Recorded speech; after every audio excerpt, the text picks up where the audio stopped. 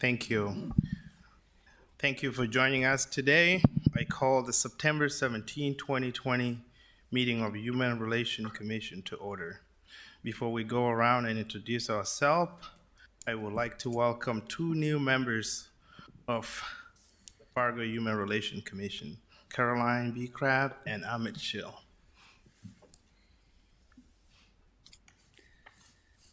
The next item here is approving the agenda. Can I get a call to approve the agenda? So moved. Can I get a second? Second. All those in favor say aye. Aye. Aye. Opposing the same sign. Motion carry. The next item is to approve the minutes.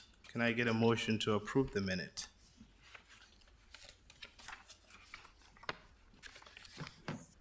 So moved. Can I get a second?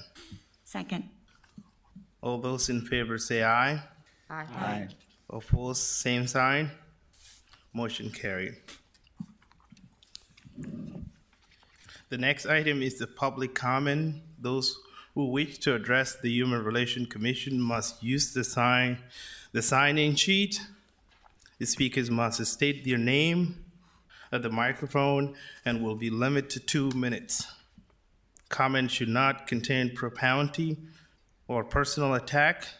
Staff, do we have anyone sign up for the public comment? Yes, the first name was Faith Dixon. Please.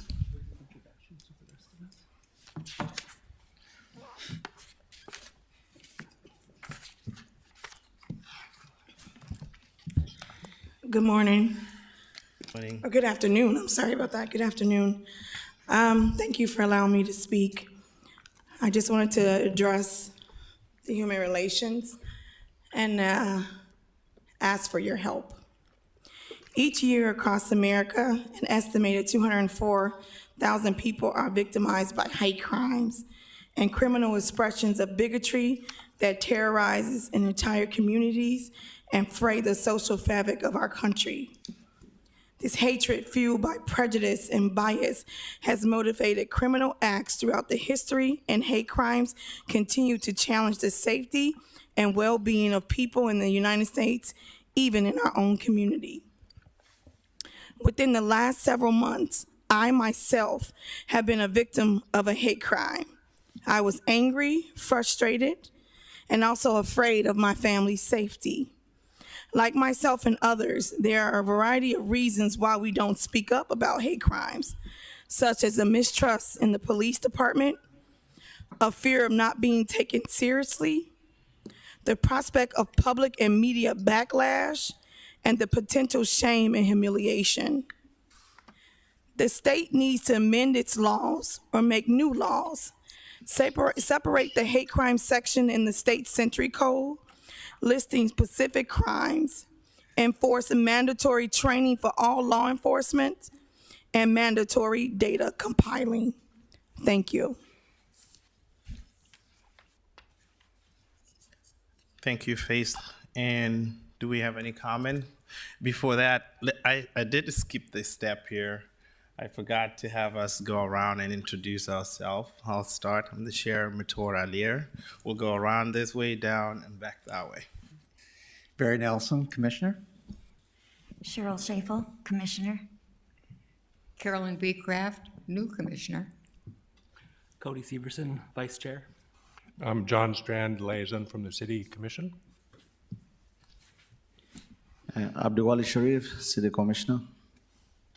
Leticia Helud, member. Ahmed Chill, new commissioner. Do we have any comment on Faith Dixon presentation? Thank you, Faith, for being here this afternoon. I do have a question. Do you have any sense right now that if anyone who in the community has been a victim of a hate crime, that does that get reported in any way to your knowledge? You talked about your own experience.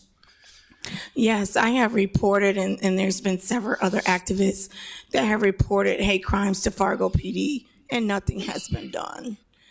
They said they sent it over to the FBI, but we have yet to hear anything. And this happened in early June, and has been getting more and more serious for us and our families. I have also am reaching out to the Department of Justice to see if Fargo PD has even sent those hate crimes over. It has been well documented, recordings that we have, and nothing has been done from Fargo PD.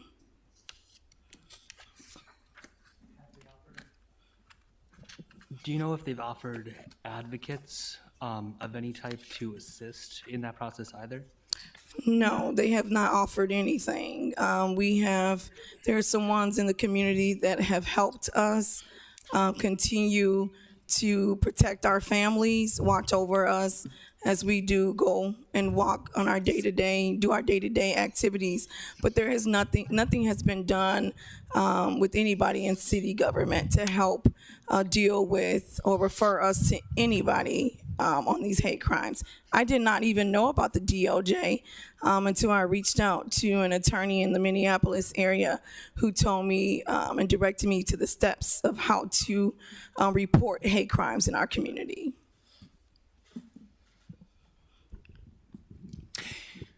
If I may, I won't speak on behalf of the Human Relations Commission, but data is so important, information is so important, anecdotal stories are so important. I appreciate you coming today to share this and to report on the fact that you yourself have been a victim. I would encourage people in the community to reach out to the Human Relations Commission, if nothing else at this point, to be gathering that kind of information. Yep, we will be, as far as Black Lives Matter, we will be reaching out to those in our community, the LGBT community, the Native American community as well, to start getting those testimonies gathered up so that we can continue to fight against the hate crimes. Thank you. Thanks. Nicole? Yeah, I just wanted to ask just to comment on a couple things. One is, I think it was maybe about 6 months ago, the Human Relations Commission received a presentation from the Fargo Police Department on kind of their obstacles as well in the hate crime ordinances or in the hate crime laws. And I know that is also on our 2020 work plan, which is soon to be 2021. But so I think there's a subcommittee that is starting to form from the Human Relations Commission as part of that work plan item. And maybe I would just suggest if there's a few members of the Human Relations Commission that would like to meet with the police department, planning staff, and maybe community members, and we can kind of understand, because I think there's a lot of processes that are in part of this, and especially at the state level, that are hindrances, if you will. Thank you. John? Thank you, Mr. Chair. I was going to chime in. I think we've had a presentation on that, but it's a worthy topic. Maybe what we do is bring it back to our next agenda, include our law enforcement for a contemporary update, and then have a roadmap of how to handle, process, and manage hate crime reports. If we have a checklist or something that can tell us this is just the places to go, to people to contact, a go-to resource that we could maybe, as part of our work plan that Nicole mentioned, compile and make readily available. Thank you. Any other comment? Okay, the next item is a presentation from the Community Workforce Inclusion Council. We are joined virtually by Chair Bodin, I hope I'm saying that right, from Minnesota Department of Employment and Economic Development, and Letitia Hillarus is here in person. They will present on the recent research and work on the community workforce inclusion. Welcome, and please go ahead. Good morning, good afternoon, everyone, and thank you, Mr. Chair. My name is Letitia Hillarud. I'm a member of the Fargo Human Relations Commission, but I'm here presenting as a member of the Community Workforce Inclusion Council and also is the owner of Ubuntu Consulting. And I'm going to give you a quick background on this study that we will be quickly talking about. My partner, Chet Bodin, and I. I'm going to give you a quick background, and Chet will give you an update of where we are at and the next steps. So in 2017, 4 organizations hired Ubuntu Consulting to conduct a study in Clay County, and the focus was going to be look at how new Americans are integrating in Clay County with a special emphasis on employment or barriers to employment. So Ubuntu Consulting specializes in creating better integrated and more equitable workplaces and communities. So at the end of the 1-year study, a report, and this is a copy I'm just showing if you needed to look at the content, was produced. And the findings were organized by trends in terms of barriers to employment.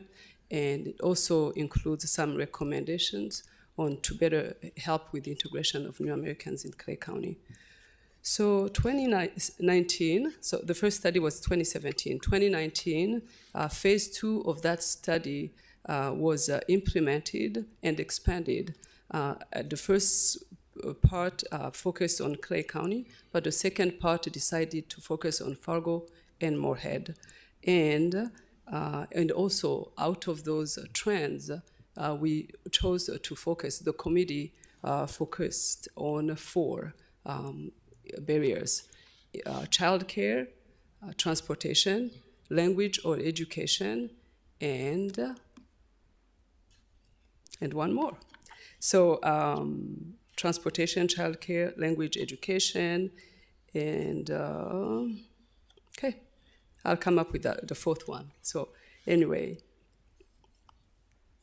housing. How could I forget housing? So, and is the 4 organizations that started the initial phase were Clay County Social Services, Rural Minnesota SEP, Clay County Public Health, and Adult Basic Education.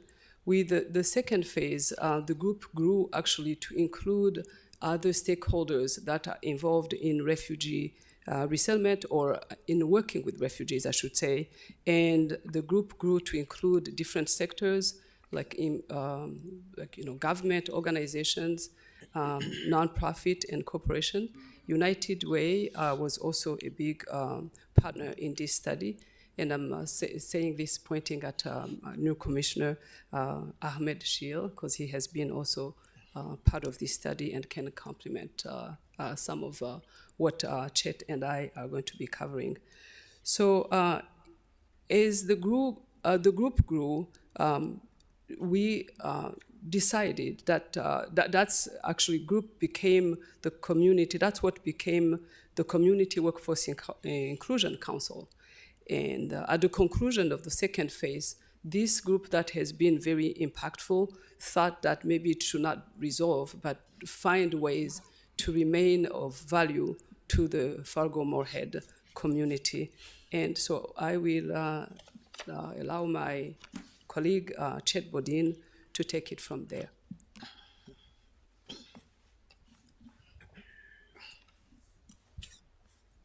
Good afternoon, commissioners. Thank you for having Leticia and myself here to talk a little bit about how we're taking her research and putting it into action in Fargo-Moorhead. So I work for the Minnesota Department of Employment and Economic Development.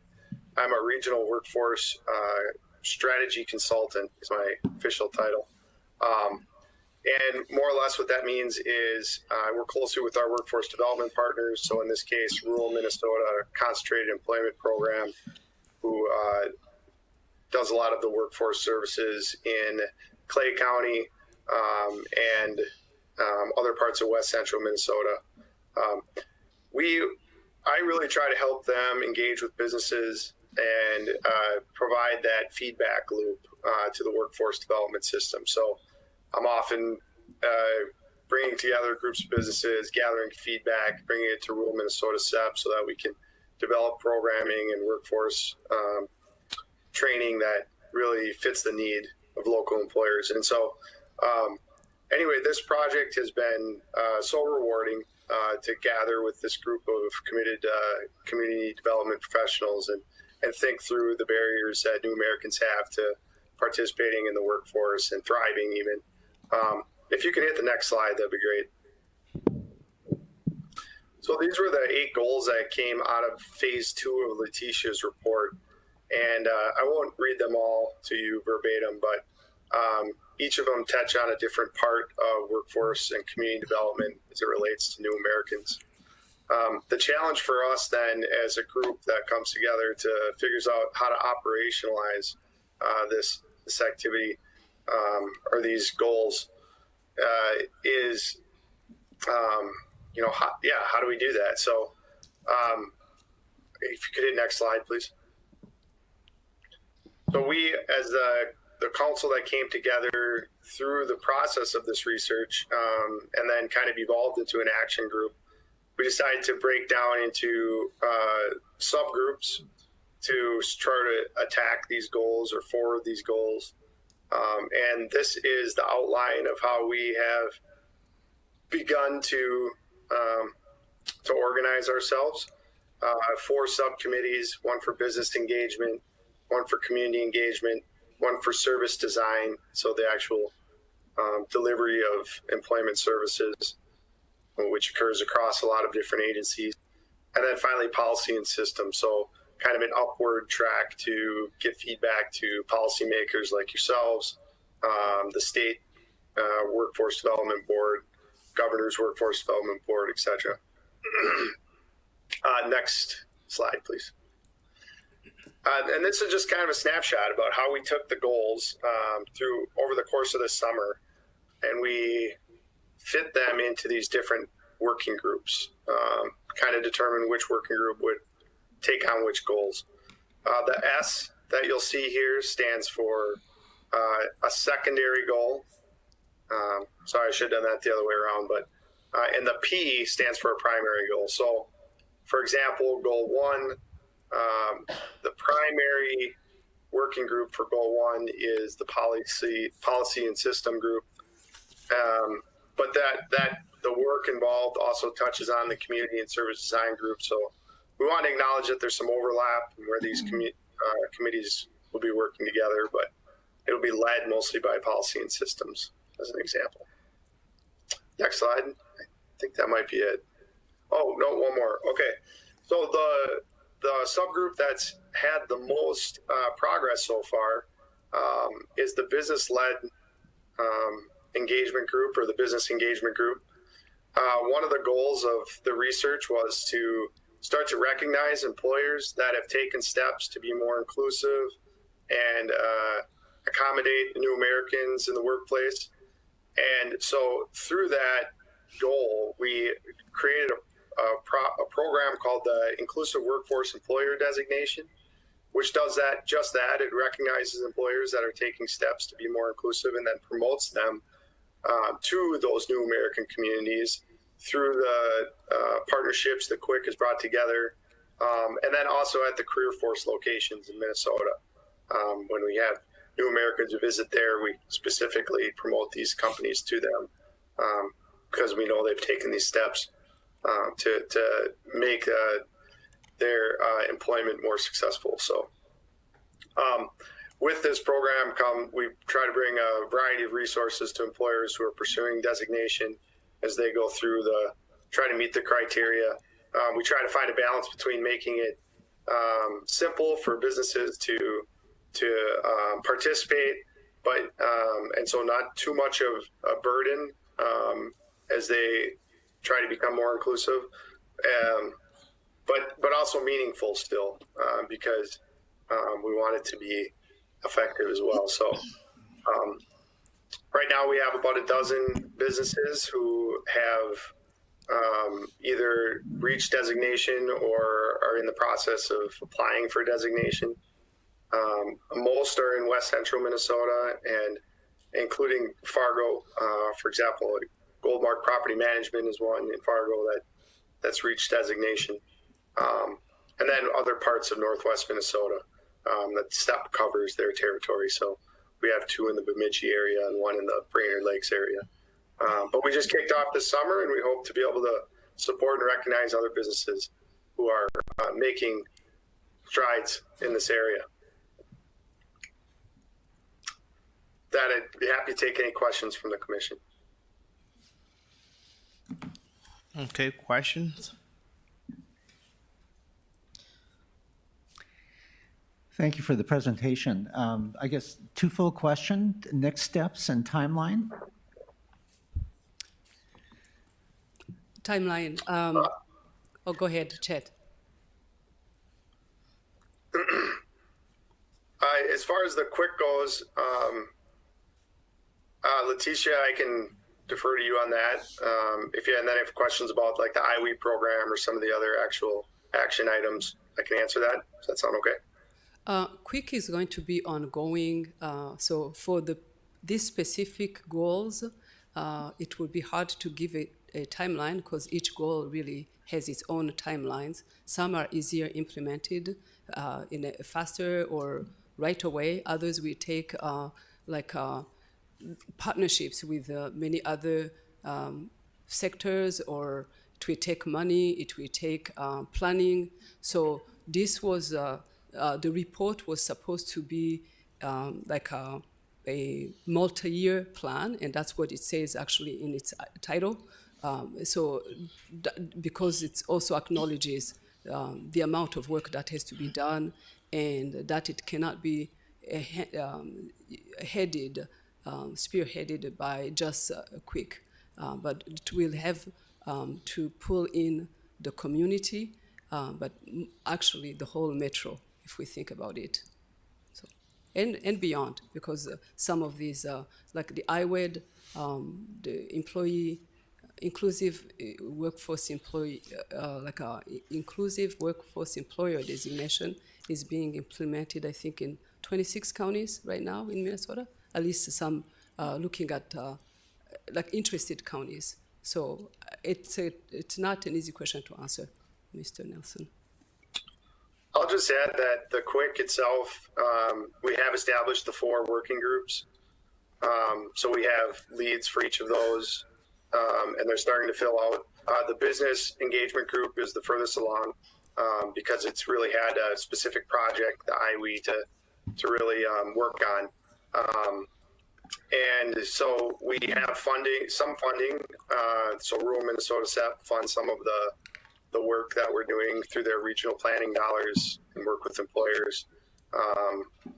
Of course, as we identify and start new projects, I'm sure that additional funding will be helpful.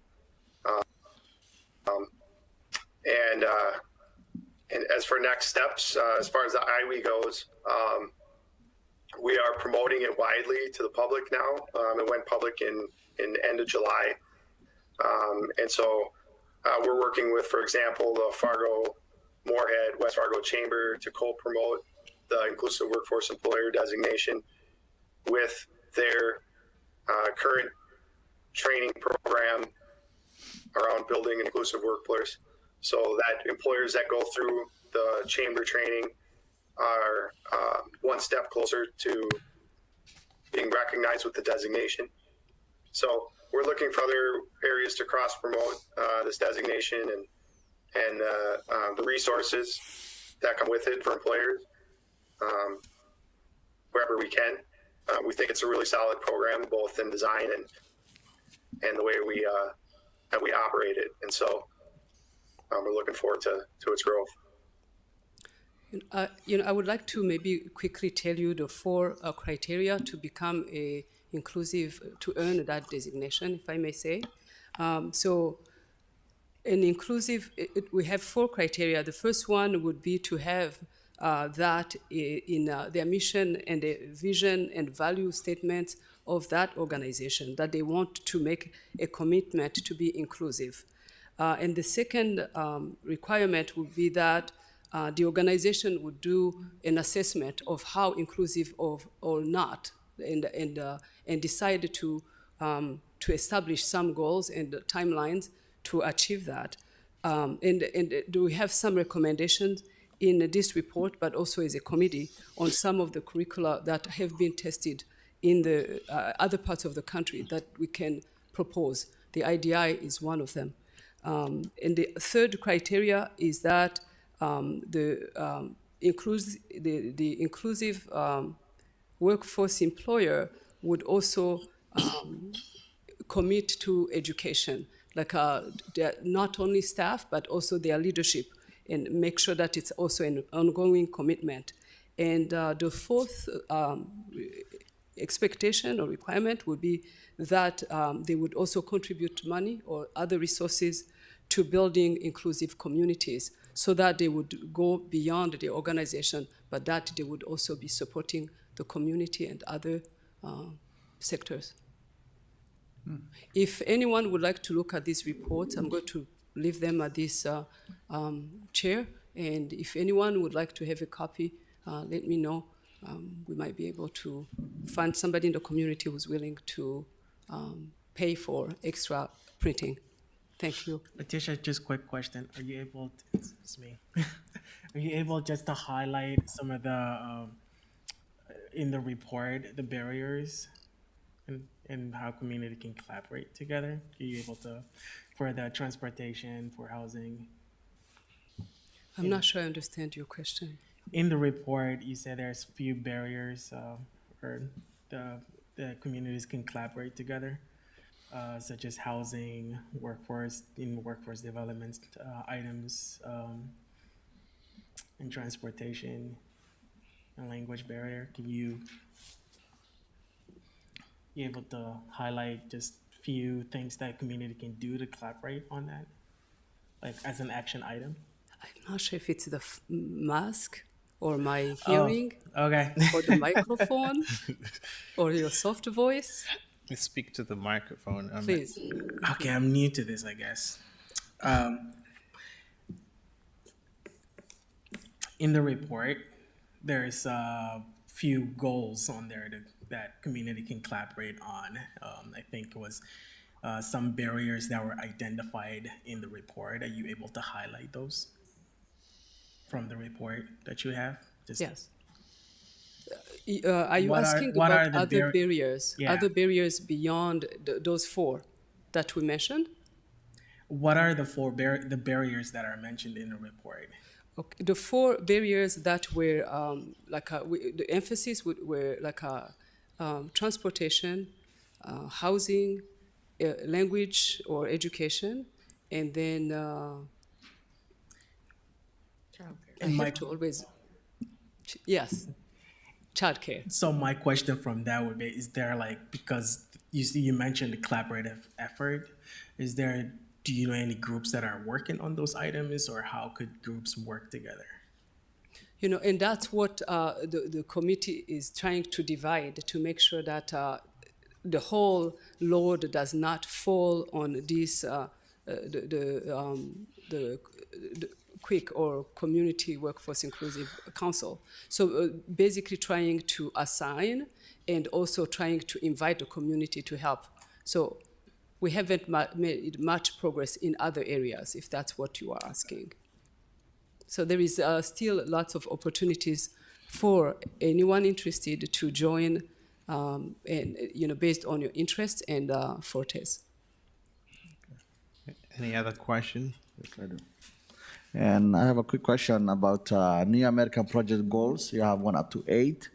And then goal number 7 says like, what are some of the recommendation of non-traditional workforce training model? Can you give us some of those?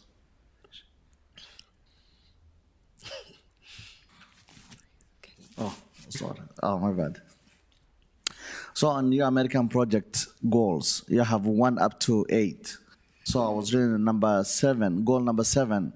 What are some of the recommendations for non-traditional workforce training models?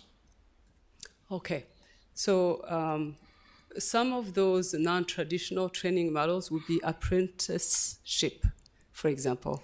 That's something that we have not used like in a how can I say, in a strategic way for new Americans. Like how can we find and mentors? Mentors would be another place, but we not beyond mentoring, some kind of maybe licensed or trademarked apprenticeship, opportunities. That would be one. I don't know if Chet has another suggestion. But the report has really a nice array of different things that can be done and that have been tested in other places. Okay. And when it says non-traditional work hours, I was thinking about, usually work is from 8 to 5, and some of the people who work in our daycare, we don't have a non-traditional daycares, that they usually open 8 to 5 or 6 to 7. There's no like until midnight or 24 hours. So those what I think about is non-traditional. So that's what I was thinking about. Okay. Thank you. Any other questions? Question from the public? Please move to the nearest microphone there.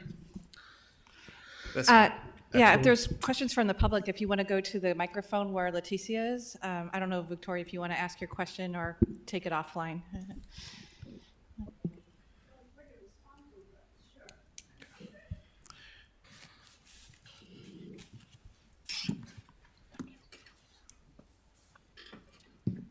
Thank you, Chairman. I have a question about the report. And the question I have is New American workforce. So the committee, do they consider meeting with New American businesses or New American employees? Do they interview all those that? And if they did not, are they considering to meet with New American businesses, New American individuals, and also are they interviewing or taking, and are they meeting with the employers who normally hire New Americans? Are they asking them questions about what they do, how they hire New Americans, what is needed?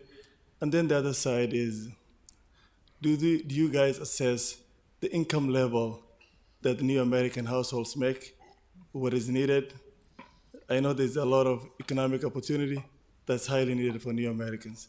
Did you guys consider all that? Thank you.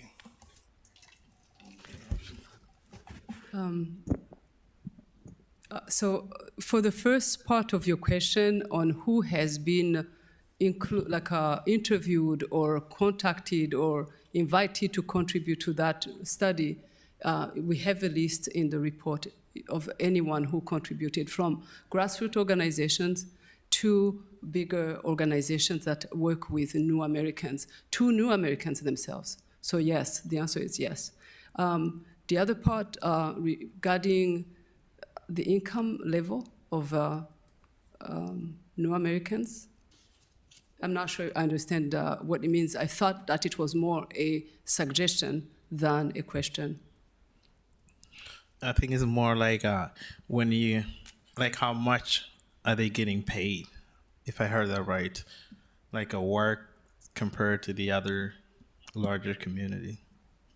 We did not look at that in depth. The recommendations are high level, and there is so much that can be done under each of the recommendations, within each recommendation.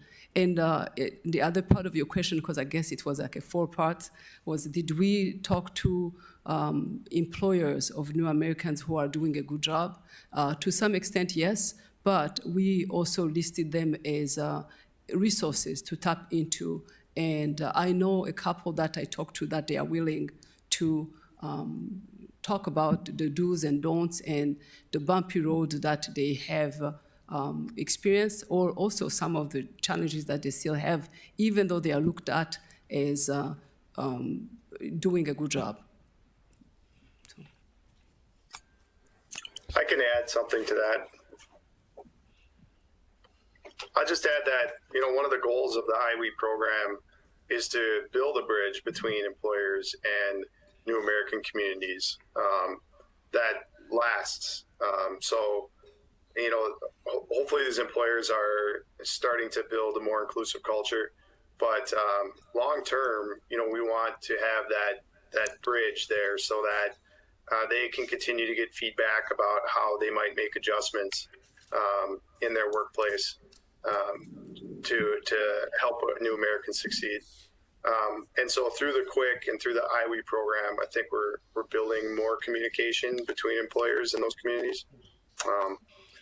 And so, for example, cost of living, I think, is a conversation that, you know, we will have with employers as they look to hire from new American communities.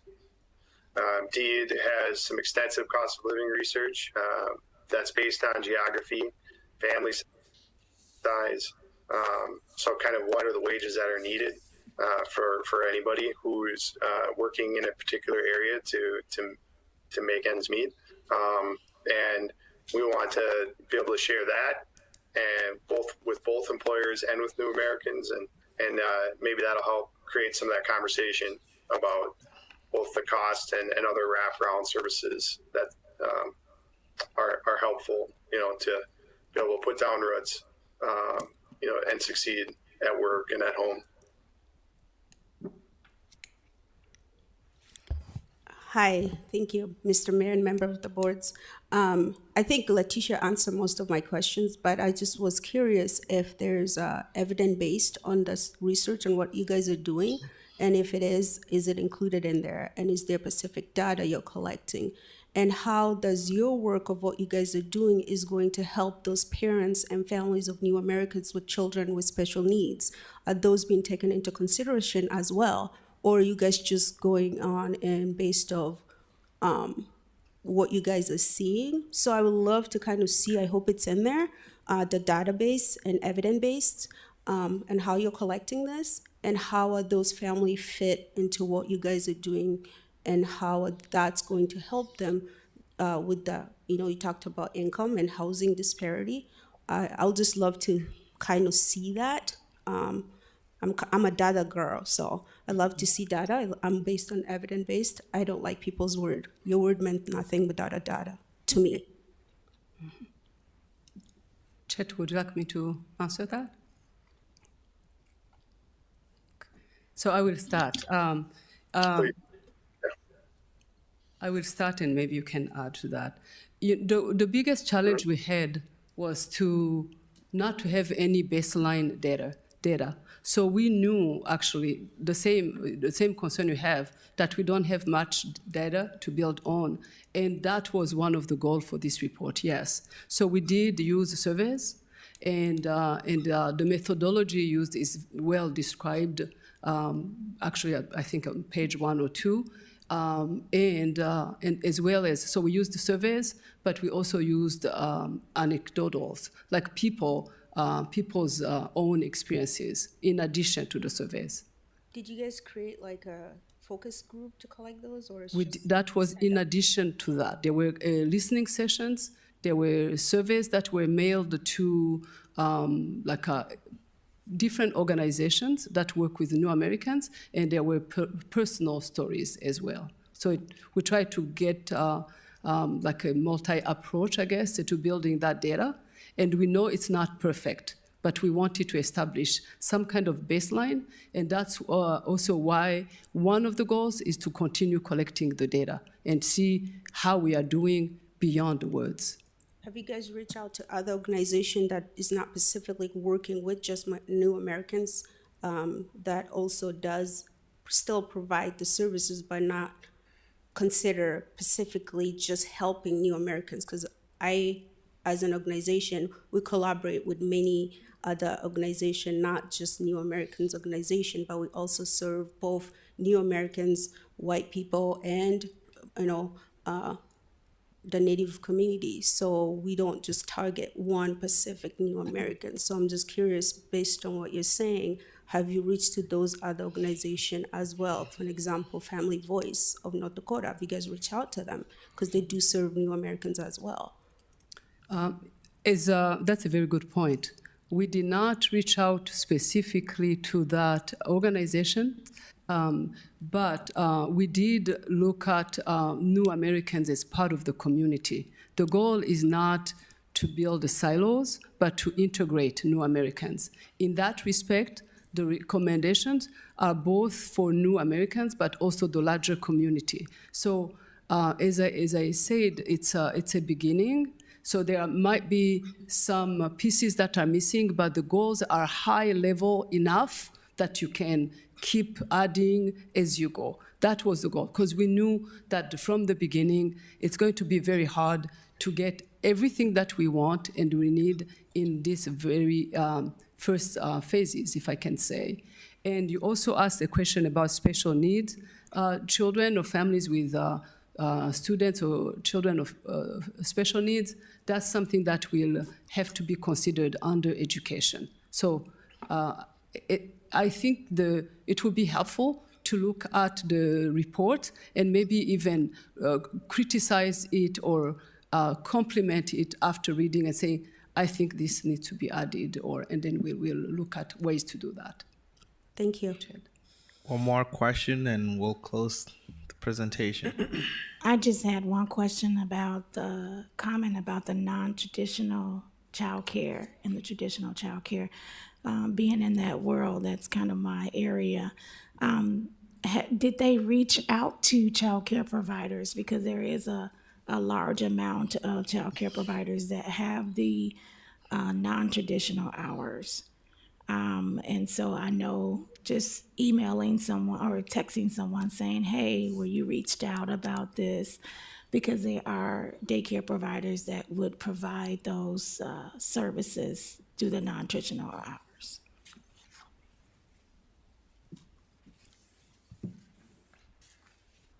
Thank you, Faith. We worked with the Community Action Agency in Moorhead, Lakes and Prairie Community Action Agency. They do have programming around childcare. And again, my recommendation, and as well as other places like Jasmine, or we did talk to a few childcare providers, not all of them. And the report does recognize that there are some of those non-traditional hours childcare providers. The report does also recognize that we don't have enough of those, and also including, for example, care for children with special needs. That's another area where we can grow as a community. But again, I'm going to invite you to read the report. I might even have a couple extra copies that you can look at and then come up, and then the goal is to build a community. So thank you, great questions. Thank you. I think we'll follow up after I read your report. Great presentation. Thank you. The next item is a discussion about the January MLK Day event. We will begin this item with a report from staff about the resources available to plan a safe and meaningful event. And the staff are also looking for volunteers from the HRC members as well as the public, general public. After the staff presented, we'll open it up for discussion. Thank you, Chair. So we just wanted to start out with just a little bit of basic information. So, in the past, the MLK Day event has been hosted by the Human Relations Commission and the City of Fargo. And it's generally been held, at the same time as other events in the area. So Concordia holds an MLK event, and sort of within a few weeks, there's also an event with the human family. And so there's sometimes been a concern about whether or not audiences are being split, or if there's like a duplication of efforts as far as event planning. And so even when the event is sort of led by community volunteers and consultants, it does take staff time to manage the project And as you probably know, the planning department has received additional allocations of HUD funding, and there's also other state and local funding that the planning department has been managing in response to COVID. And so sort of the demand on staff time for some of those projects is a little bit higher than it has been in previous years. So we wanted to take this opportunity today to think about ways that the HRC's role, could maybe look a little bit different this year when it comes to the MLK event. So one thing that staff has been brainstorming is whether or not, there would be a role to partner with other neighboring events or sponsorships, and, sort of using the allocation and the budget that's already there for MLK Day.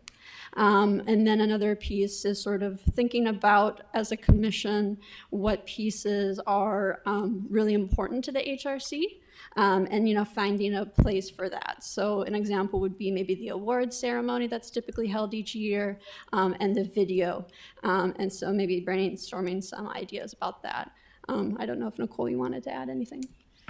Yeah, one thing we started talking about as staff is probably an in-person event is unlikely in January, and so we want to start thinking about what I think for the past 4 years, 5 years plus, we've been following a pretty similar template year after year for the MLK event that's at the Fargo Theater, and I think it keeps getting better and better every year, and it's a great event.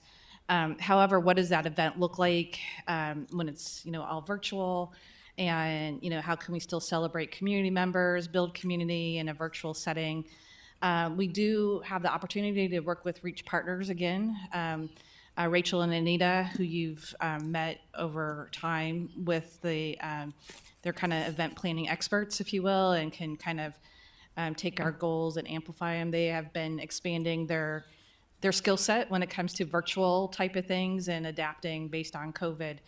But I think one of the wrap-up sessions we had last year or even the year before with the MLK event is, if we look at the surveys received, there is maybe a small amount of critique on some of the surveys that we receive, and as well as we were unpacking a little bit with the committee last year. So we always have a wrap-up kind of analysis afterwards, and starting to think about, can there be some more education-based content?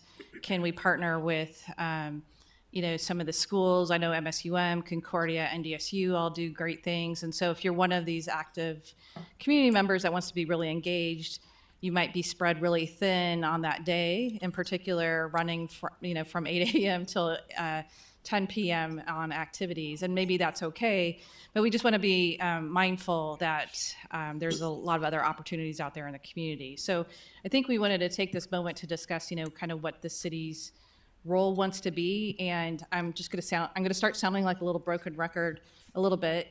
Goal number 3 in the work plan is to talk about the Human Relations Commission's representation in the community, how we where are we most effective, and where is that volunteer energy going to be spent.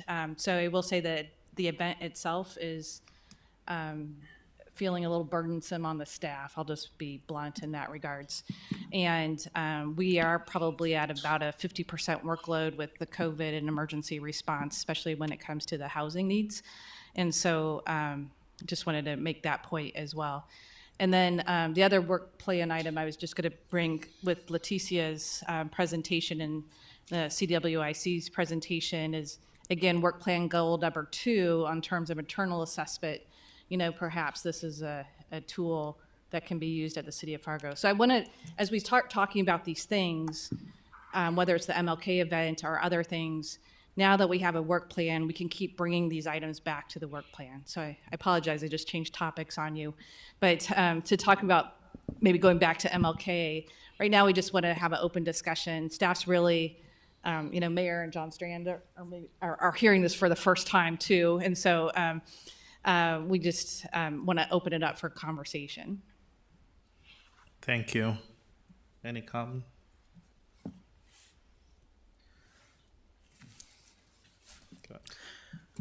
And MLK has been here for a while, and just want to see if there is any suggestion to collaborate with Concordia College before.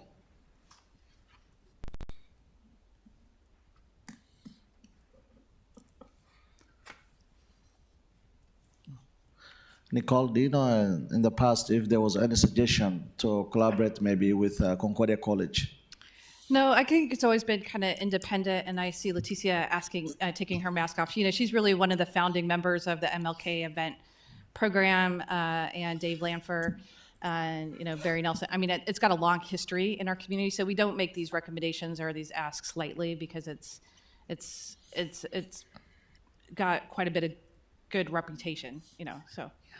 Yeah, and you are quite generous by saying that I'm one of the founding members. I've been a part of it long enough and very passionate about it. I think it brings the community together, and I always like to see anything that going to help us, continue building on what unites us. So I know the MLK planning celebration Day Planning Committee has talked about collaborating with the Concordia College and other organizations in the community that have events. But I don't think that we have been organized enough to start these conversations early to see what everyone else is doing and see how to, to maximize the efforts. So I think this is a good time to do that if we're going to do it, and especially if it's not going to be in person, to see what else everyone is doing, and yeah, so. Thank you. If you wish to volunteer, please reach out to the staff. Yeah, I think with that, we're opening, we're the request for volunteers, so we can start getting the requests for nominations, things like that for the awards. We do recognize the awards are kind of a good thing, and people really look forward to them, and so we do want to continue that part of it. And also, and Karin has already reached out to some of the area universities to see, kind of if they have any interest in collaborating, those kinds of things, just so we can kind of hit the ground running, just to see what our options are. I also want to say, not that it's the same thing at all, but with the city commission, has talked about Juneteenth and investigating that as a holiday and celebration. And so I think there's, again, item number 3 on the work plan talks about what do these community events look like, feel like, what's the city's role as part of that, who are our partners, how do we find our partners, those kinds of things as we think about these activities. Thank you. Mr. Chairman, I would just note a cautionary note, just that I do believe this has been not only the Human Relations signature event, but the City of Fargo signature event, and so I wouldn't want to walk away from that very quickly, and I think I'm hearing that you're saying that, but I think it's really important that we do have this type of signature event celebrating the diversity of our community and the person that it's named after. So I think we need to be really serious about that. And secondly, I suppose a comment can be made that we could go out on top, but I feel like the event has, in fact, improved considerably year after year, and I wouldn't want to walk away from that trajectory as well. So having said that, I'll be willing to be a part of that, working on it, because I know it does take time and effort to develop these things. Thank you, Barry. The next item is an increase in the number of board members on the Human Relations Commission. Increasing the numbers of the seats on the board is a way to increase the diversity on the committee. And without waiting for vacancy, this would require a revision of the commission enabling city ordinance to process that may take until the end of the year. This would be handled by the plan department. The time would allow a work group to identify gaps in presentation on the commission and proactively reach out to solicit applicants. So I open the floor for discussion and question from the commission. Because we were hoping that will increase from 9 to 11. Mr. Chair, I think it's a good idea. I think for the couple of reasons that have been indicated, that we're a growing community. We're in both diversity and equal or numbers. I think we want to make sure that we have that representation of the diversity in our community. So I think it would be a commendable thing to go forward on.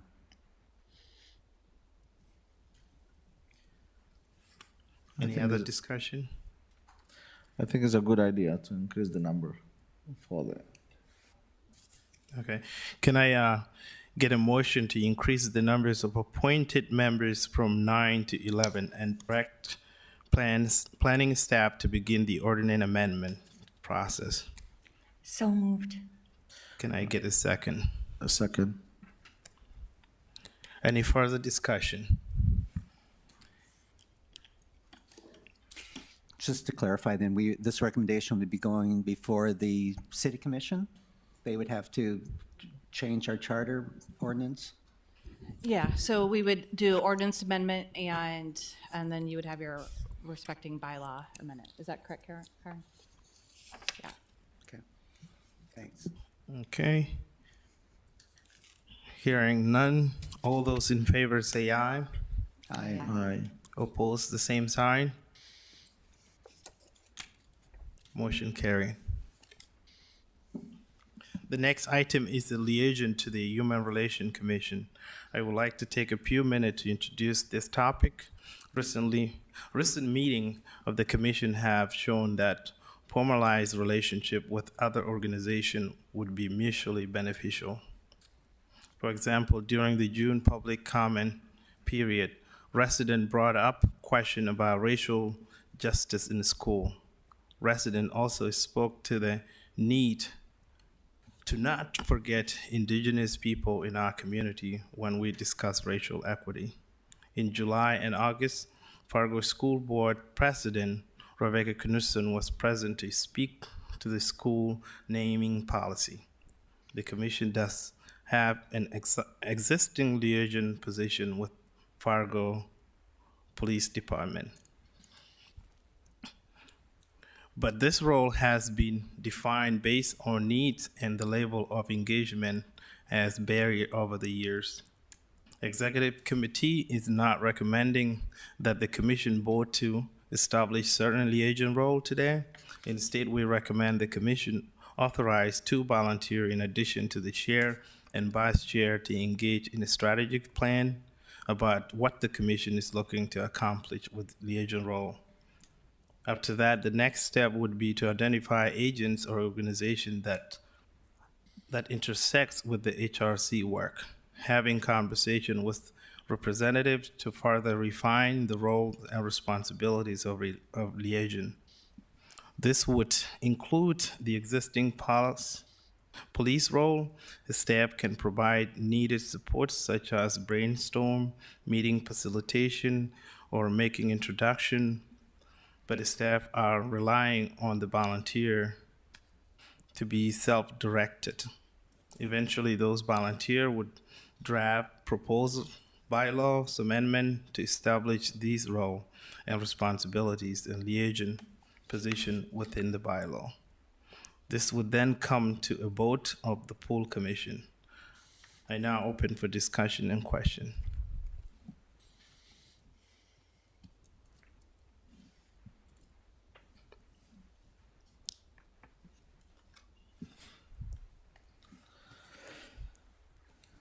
Would like to volunteer from the commission to work with me and Cody on this thing. I would volunteer. Can I capitalize on the energy of new commissioners? Sure. I can work on that. Okay, thank you. Thank you both of you. Can I get a motion to expand the number of liaison members and direct HRC volunteer to draft proposal amended? So move. Second. Okay, any further discussion? Hearing none, all those in favor say aye. Aye. Opposing say the same sign. Motion carried. The next item is meeting structure and frequency. With the adoption of the work plan, executive committee and staff are looking for feedback about the ideas, meeting format, and frequency. Setting on the ideas is not the ideal environment for committee work or strategy planning, or even getting to know each other as a commission members. As a chair, I have a further question I would like to ask commissioners today. The purpose of this discussion today is not to take the action, but to provide thought as commission so staff can provide us with some option at the next meeting in October. So basically, are we okay meeting monthly, or can we change that or to quarterly, or? And if you'd like, Chair Lear, I can explain a little bit with, staff has, kind of presented the idea to the executive committee, Chair Lear and Vice Chair Siverson. And the idea that we've been talking about, we're bringing this to all of our boards and commissions, not just the Human Relations Commission, but as we get formal work plans better adopted and trying to get time for working sessions and time for policy setting or approvals. I think one thing, and then if we're going to be working on COVID for another, let's just say, summer, and just trying to think about how we can be most effective in our work and the goals of our board meetings. We tend not to want to, as a staff, tend not to want to meet without action items, but we also recognize the importance of the community relationship and the community dialogue. And so trying to figure out what that balance is and if this is the most effective space for that, or community meetings outside, city hall, all those kinds of things that we're talking about. And so I guess we're curious if there's a couple of board members that would be interested in having this dialogue further with Cody and Mature and staff, so we can kind of dig in a little bit on a maybe more effective governance process. We also do have 4 questions. Can we have those on the slide?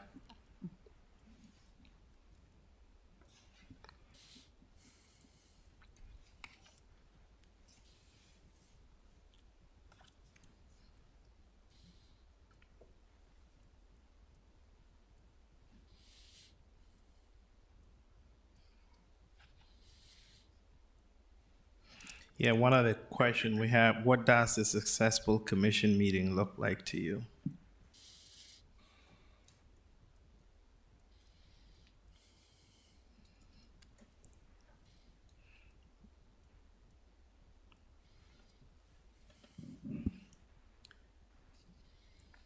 I'm wondering if maybe it would be more time efficient to dig deeper in these questions, maybe in a smaller committee as suggested by staff, and some of us, maybe some volunteers could join the chair and vice chair.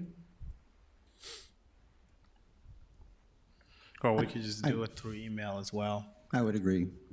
And if you're looking for volunteers, I would be willing to work on this committee.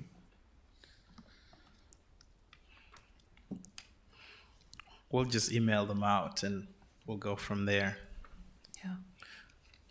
Mr. Chairman, if I could join just for a moment in this conversation. Right now, in this moment in time, wouldn't be the time to cut back on our community activities. If there's a discussion about having fewer meetings or quarterly meetings, I don't think that would be the right direction to go. Actually, I'd rather see you step it up. Right now, with what's going on in our community. We have a lot of work to do. So however you approach that, that's just my view to interject into your thinking. I Thank you. concur with that. Thank you. We can have more of those discussion too. Maybe we could extend the time because we're already over our time and still not there yet. So we'll have more talk about it. The next item is the staff update. Just in the interest of time, I won't take too long. I do want to make two important notes. The first is about the census. So previously, the census date to self-respond had been extended through the end of October, but that has been moved back again. So now that last day to respond to the census is going to be September 30th. So as you're sort of working out in the community, make sure that you're sort of stressing the importance of that.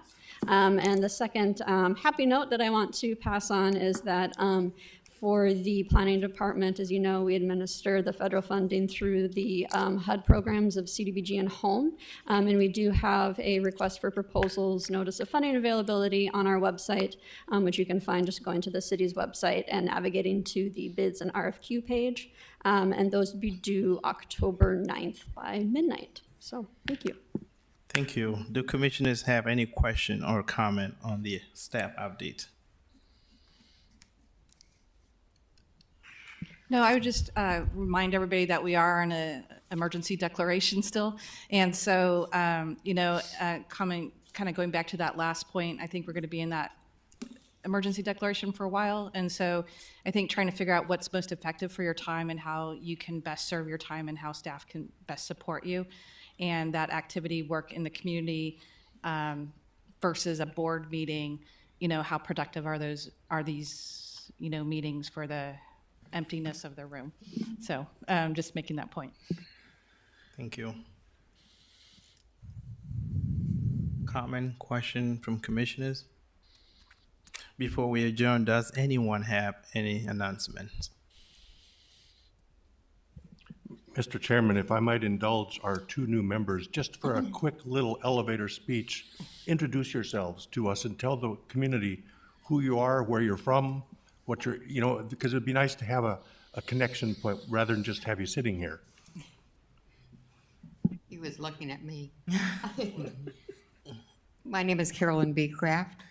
I am from Fargo. I graduated from high school here. I went to the University of North Dakota.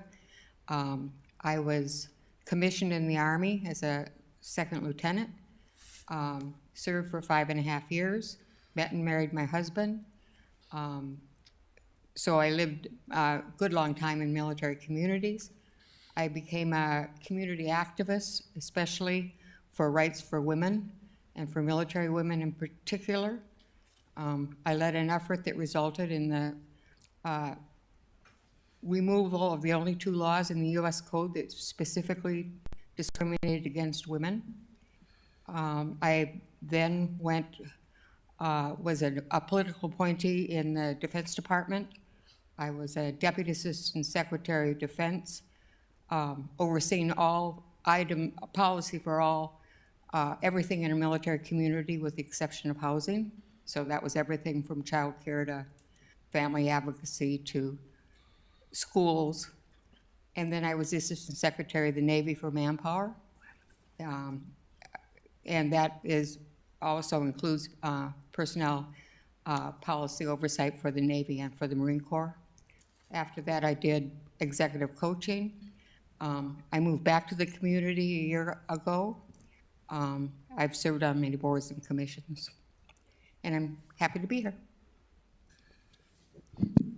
That I don't think I can follow that experience.